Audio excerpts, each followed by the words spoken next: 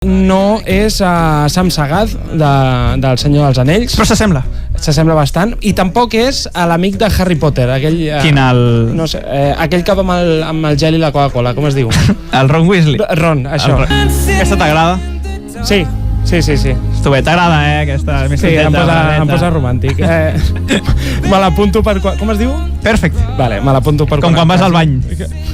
Va començar cantant a l'església del seu poble quan era petit i és allà on va aprendre a tocar la guitarra. A tocar molt bé. S'aprèn a tocar a l'església. Va deixar els estudis als 16 anys i per dedicar-se a la música. Vale? Atrevit. I va triomfar. I, clar, potser no hem de seguir els seus passos. Si esteu amb 16 anys a l'escola... A no ser que estiguis tocant a l'església. En aquest cas, tira endavant.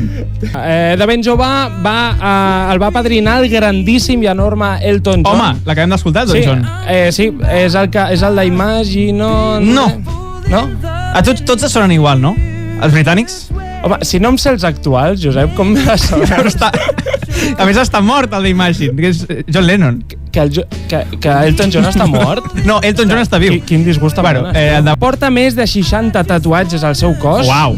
I per això sovint el confonen amb un jugador de l'Espanyol. RDT. Sí. També té molt de tatuatge al cos. Sí. Va dedicar una cançó a Barcelona i a Endivina.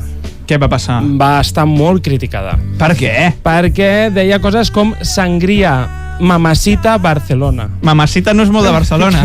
Clar, són tòpics de turistes, saps? Només li faltava dir balcòning, botellón, Barcelona, saps? Que m'ha dit una cosa, Ed Sheeran es bevia fins i tot l'aigua dels gerros. El tio aquest era molt borratxo, Ed Sheeran, ho diu ell.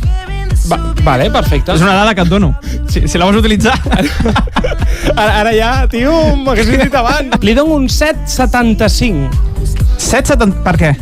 Li dono un 7,75 perquè ha complert molts dels meus somnis, com sortir a Joc de Trons, als Simpsons o a l'Hormiguero. Bona nota també perquè és molt dur començar tocant a l'església, públic molt exigent. I el 0,75 perquè jo sóc perico i em donen ganes d'animar aquest home al veure'l. Perquè et porta molts tatuatges. Gràcies, David Checa. Gràcies a tu, Josep. Backstage, amb Josep Moragas.